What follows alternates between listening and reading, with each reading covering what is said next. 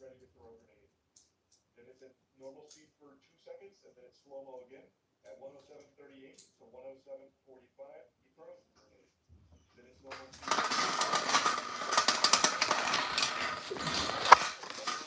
super duper wombo slow-mo. Where anytime she makes contact with someone,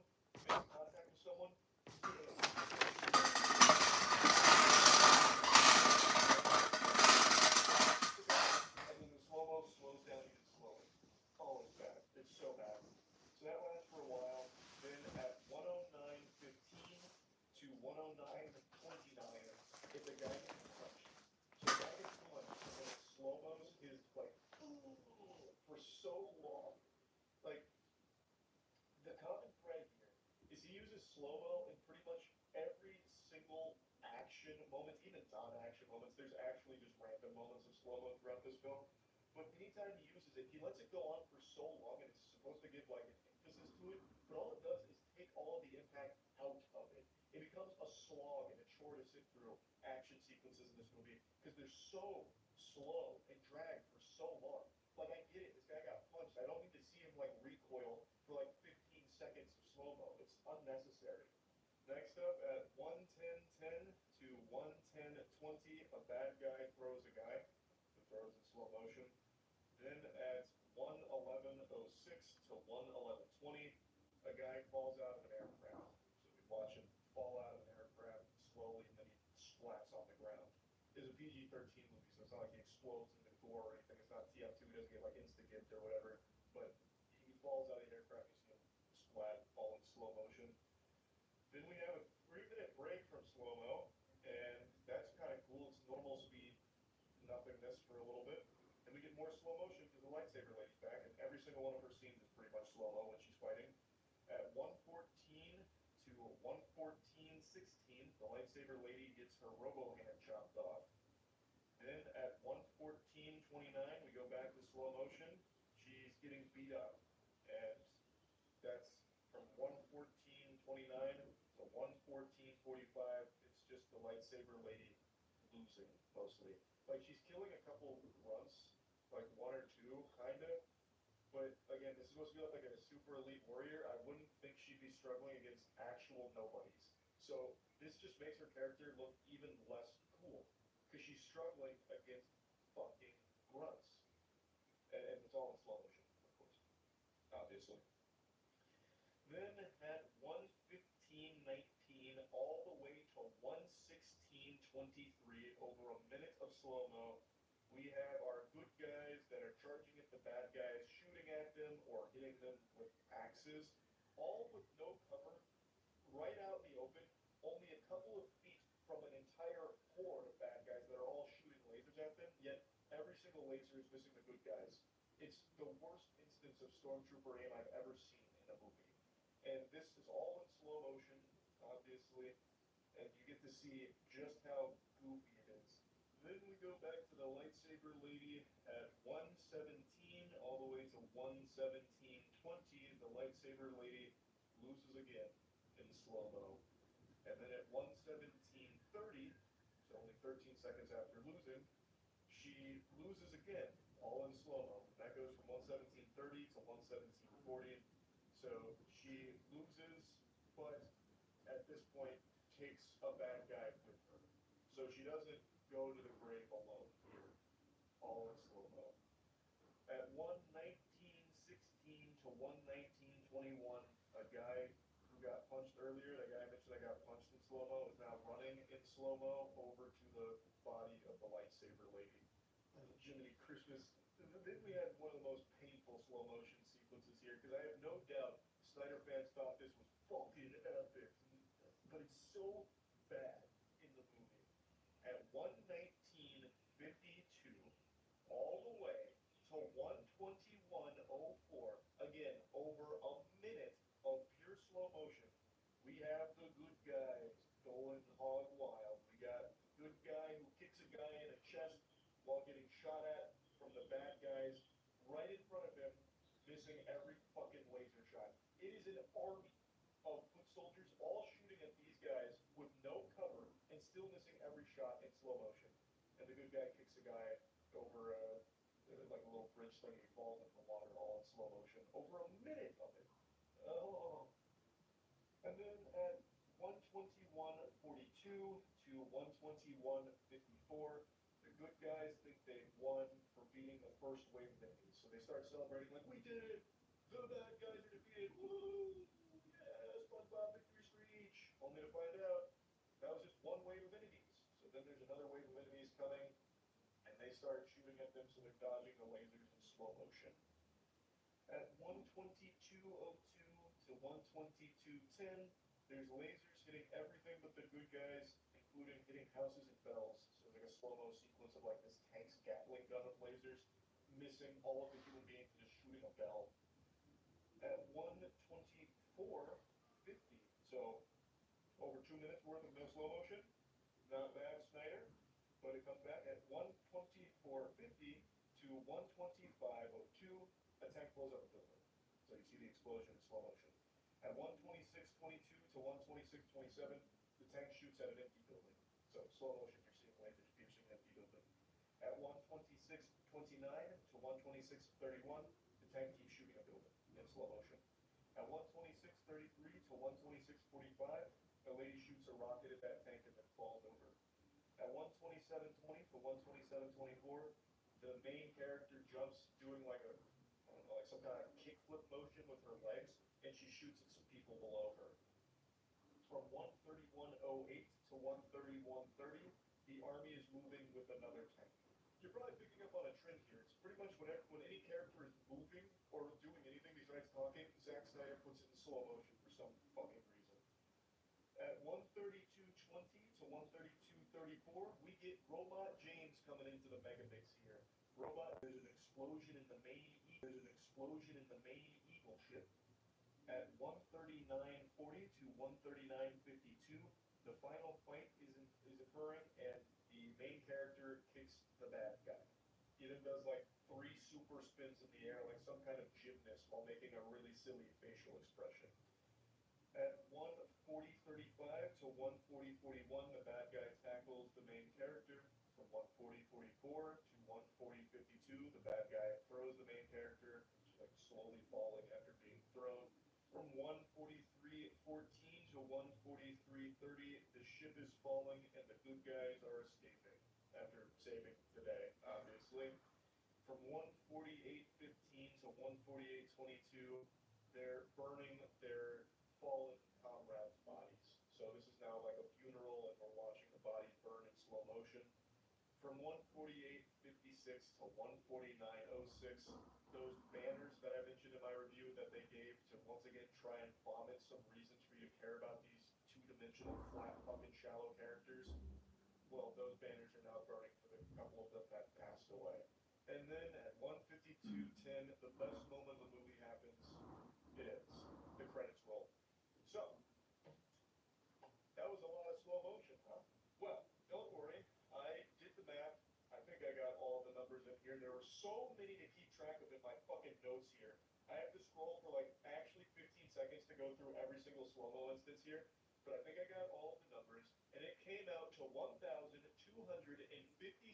seconds, or 20 minutes and 56 seconds worth of slow motion in Rebel Moon Part 2, The Stargiver. That is an outrageous amount of time to be caught in fucking slow motion. It makes the movie feel like it's 3 times as long. Because everything is dragging. It's like watching a movie in molasses. It's like that drug from the movie Dread, slow-mo, where everything just fucking comes to a screeching halt. It is painful. So just shy of 21 minutes worth of slow motion in this movie. So out of 112 minutes, 21 minutes is spent in slow motion, which is roughly like 19% of the overall movie is spent in slow-mo. That's crazy. It's actually less than I thought, though. I thought it was going to be significantly more minutes. I really did. Like, I've exaggerated a lot, but I really thought we'd be pushing deep into the 30 minutes worth of slow-mo. Because when I think about this film, it's hard to think of any scene that's in normal speed. Because pretty much every scene has slow motion in it. That is completely laughable, especially considering I think there's a pretty good chance I actually missed some slow motion scenes from being so drowsy while watching this. Like, I really can't imagine how you can come up with a justification for that much slow-mo. It's too much, especially in the places it's used. It doesn't add anything. In fact, most of the time it takes away from the scenes. Like I mentioned, there are some cool scenes in the movie, but when everything is in slow motion, you get exhausted from it. So scenes that I think would be cool on their own in slow motion start to lose their luster, take the wind out of their sails because you've been surrounded by so much of it throughout this film that you just get fucking tired of it. And also, the cool scenes would be really elevated if there was good writing present in this film, which there just isn't. If there was a better narrative crafted here with characters that actually have real depth and real reasons to care about them, then I think a lot of the scenes could have hit much harder, especially if you take away slow-mo from other parts that didn't need it. Why is there so much slow-mo farming, for instance? Why? It doesn't add any emphasis to it. It just drags on a montage of farming. Like, Jesus Christ. So here's all the facts about Rebel Moon slow-mo. We've got the cold hard data here, and it confirms what all of us knew, that this movie has too much fucking slow motion, and Zack Snyder is way too obsessed with slow-mo as a tool in his films. Someone needs to tell him that enough is enough. Stop using it for everything. Yeah, this movie's trash though. That's really about it. Yeah. When the everyday excess falls away and we instead prioritize what matters, we find we can go further with less. Siggy Skier, full of protein, less ingredients, less sugar, less sets you free. Are you looking at 4x4s on cars.com again? I honestly don't know what you're talking about. I was thinking of something more sophisticated. Look, fine. Keep the beard. Cars.com. Where to next?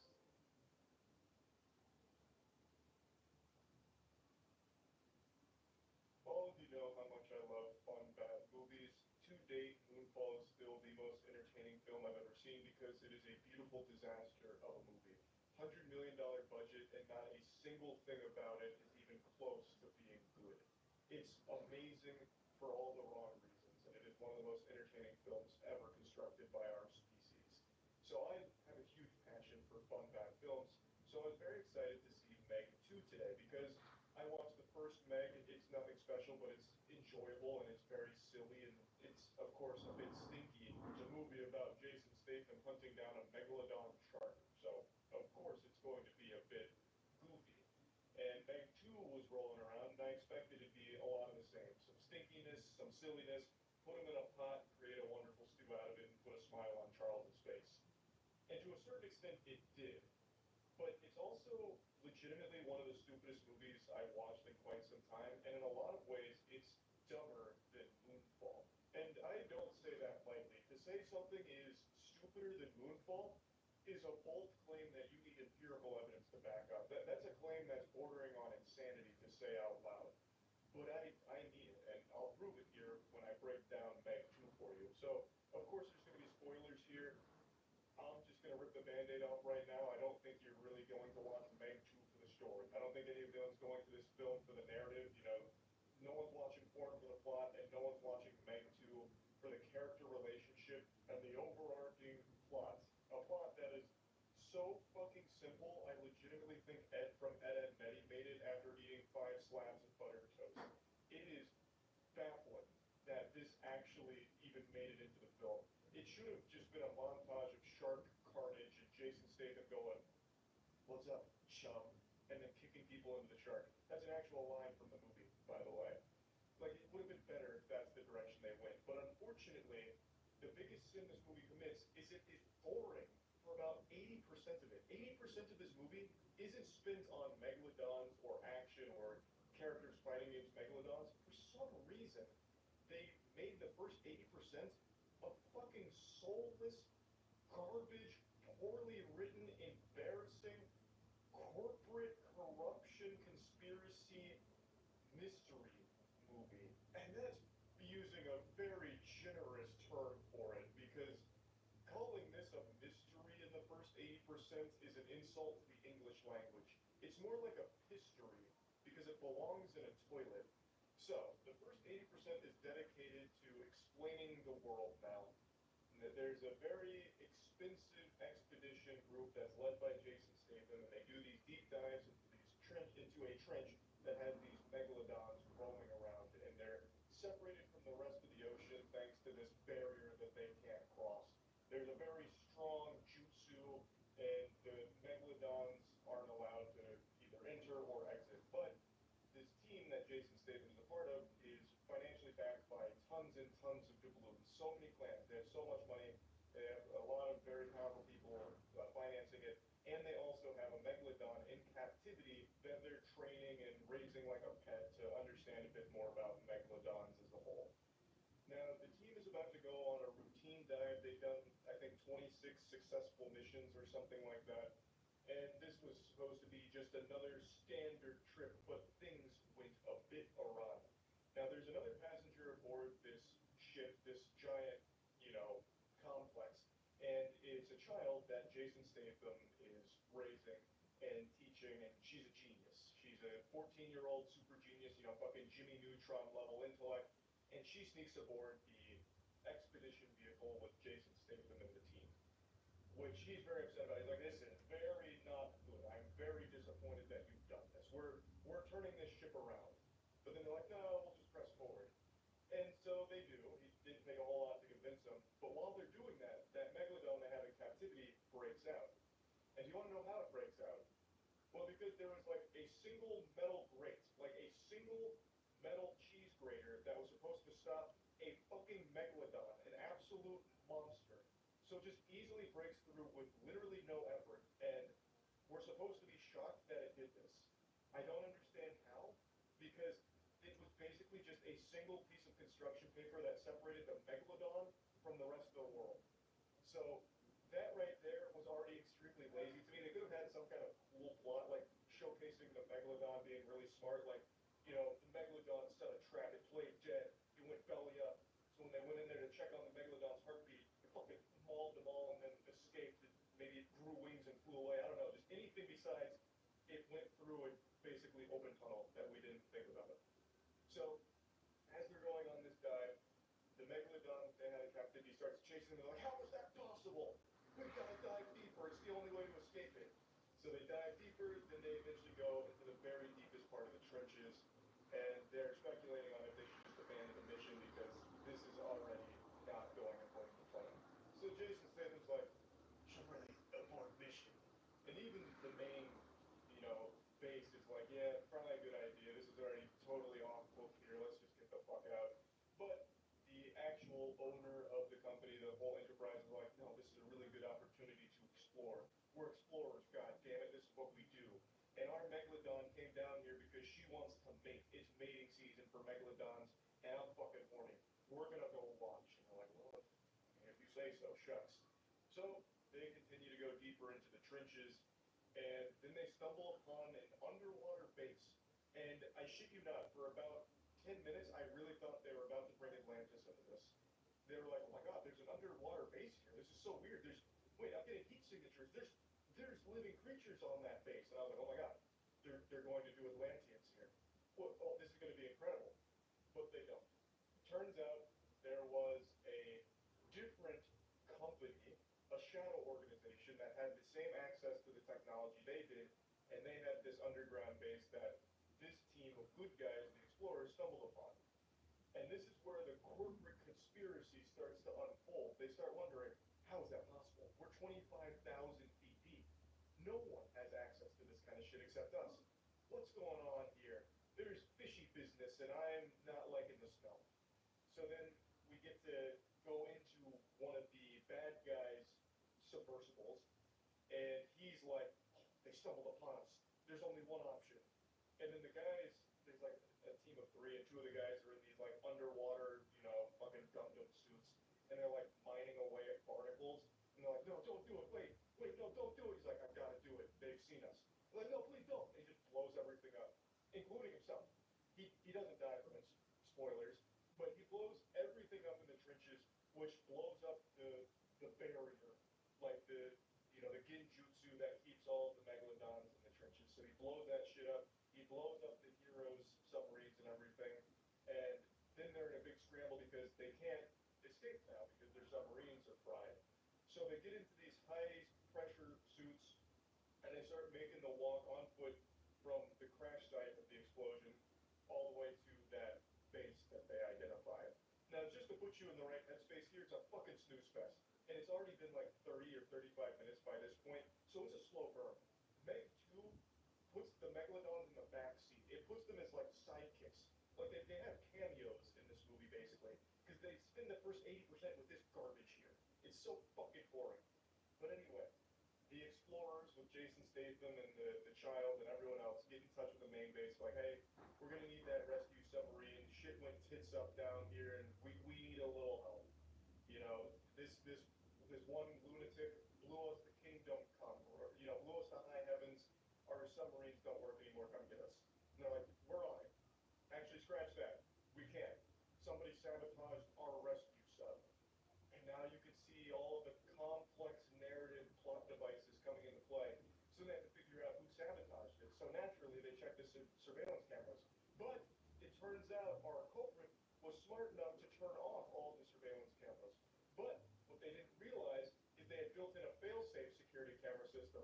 So they go and check that.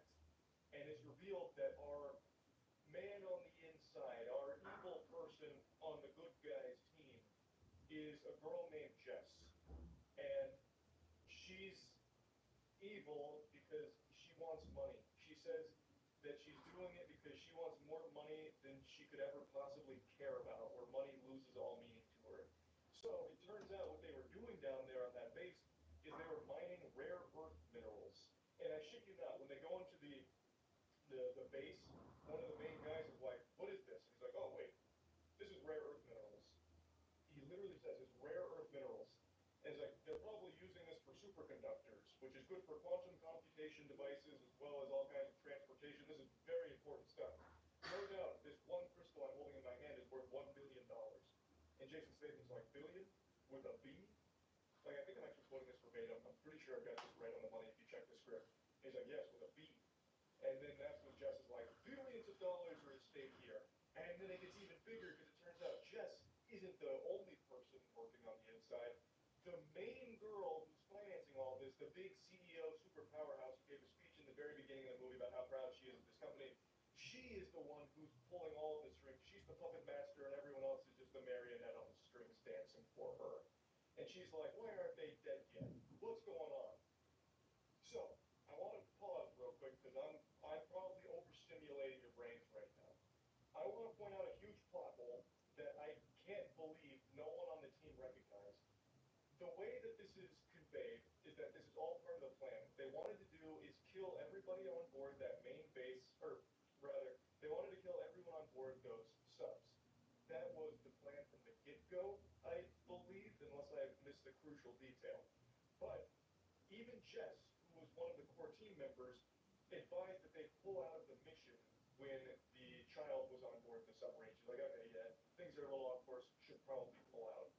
So if their plan was to kill them, why would she advise that? Plus, there was no plan in place. The only reason this went so wrong is because the Megalodon unexpectedly broke out. None of this was planned or orchestrated. And the only reason there was ever an explosion in the trenches is because they accidentally stumbled upon that secret base and mining operation because they were trying to watch some sharks fuck. Like, all of it was pure happenstance. None of this was planned, and yet every step of the way, that evil lady CEO's like, why aren't they dead yet? We've talked about this. You sabotaged the rescue vehicle, did you not? How could they still be alive? Like, as if it was all part of the plan. Even though there was clearly no fucking plan. The whole plot falls apart, like, if you think about it for more than 3 seconds. And another thing, why the fuck would the owner of the company that has the access to the technology, is actively doing dives and everything, why would they even bother having a separate shady organization that's doing the same thing but then collecting rare earth minerals? Like, they're making billions of dollars off the rare earth minerals, but they could also still be doing that with the explorer team. They could just say, like, hey, we're also going to send a mining team down with you. Like, I don't think anyone would care. This is a completely separate from the rest of the world region where they're just mining rare earth minerals no one else has ever seen or had access to before. The explorer team would actually probably be pretty excited about that because it's more information and more knowledge for them. Like, they get to take in these things and learn about them. So I don't even understand the nefarious need to have, like, an evil group alongside your normal group. You could have just merged them together without any of the evilness. You could have just been like, all right, and now bring me back some fucking barnacles. They're super barnacles. Those are turbocharged magic barnacles. So let's just get a few of those and we can sell them and continue to finance these expeditions. And I don't think anyone would bat an eye. Like, I don't understand what the conflict even was to even have them as a group in this movie in the first place. There's a single throwaway line that I think is what they tried to get across, and it's from Jason Statham. He said that you're doing this for money. So I guess that's what made it inherently bad and needed to be split away from the expedition group, even though all of their expeditions are also for money. Like, they were also a profit-driven organization too. So it was like a really weird dynamic there. And then there was one line from the evil CEO who said, "We can destroy the planet from underneath the trench and no one would ever know. We'll destroy all of it and sell it all for billions of dollars," is basically what her monologue said. And it's like, okay, but also, we never had access to that before. So you're right, no one would know, and you're not really destroying the planet. They were literally chipping away some of the, like, crystals on the side of things. It wasn't like deforestation underwater. It was like actually a very small scale operation with only like a handful of crystals. Like, it wasn't that big of a deal, really. So they did a horrible job of showcasing why the bad guys are doing what they're doing in the first place. So now let's get back to the plot. So they're walking from their destroyed submarines in their high pressure Power Ranger suits to go to their base that they found and then take escape pods to get to the surface. And along the way, things get messy. There's like some deep sea creatures with some sharp teeth that start biting them. So our people start shooting back with their spear guns. One guy gets abducted by a giant squid and he dies. You don't see it, it's all off screen. Another girl gets eaten by a shark, a megalodon. You don't see it. This is a PG-13 movie, so they don't show any of like the carnage or anything. So pretty much every death in this movie is either off screen or cut away from right away, which doesn't make any sense for a fucking movie about sharks killing people and killing sharks in return. Such a huge blunder. I understand why it's PG-13 because it's more profitable to do that because it's more accessible to people, but it still takes all of the wind out of the sails of every single action moment, of which there is very few in this movie. So they're going on this, you know, journey from their subs to the base. They lose everyone along the way except for four people. Of course, the main four: Jason Statham, the kid, the main guy behind the operation, and then another girl who was a big part of the team. So they make it to the base. Then that guy who blew everyone up cements himself as like the primary antagonist who's going to keep clashing with Jason Statham. So they end up fighting on this base. Jess reveals herself to be the person on the inside who's pulling on the strings. She traps them in that base and tries to drown them, but Jason Statham swims, I shit you not, swims with no gear from the place where they were drowning outside of the base to hit the emergency override button and save everyone. He is swimming with no gear at 25,000 feet. Nothing, very few things rather, can fucking survive at 25,000 feet under the sea. And at the very bottom of the list of things that could maybe survive, humans are there. Humans cannot. Fucking everything blows up under that immense pressure. We have never even seen something that deep. And yet, Jason Statham, powered by testosterone and a deep voice, is able to just man-mode it and fucking swim like a goddamn angelic mermaid. Just Olympic swim at 25,000 feet deep to save the crew. And they try and give an explanation for it, but I swear to God, I had to wiggle my finger and say, no way, that's horseradish. No shot. Their explanation was something like, as long as he inhales enough water into his sinuses, it will equalize his internal pressure to resist the water pressure, and he'll be able to be just fine. I don't have a degree in marine biology, but there's no fucking way, right? Like, there's no way you can inhale enough water into your sinuses to somehow resist the pressure at 25,000 feet deep. There's just no fucking shot, right? Like, I just don't think so. But anyway, he does.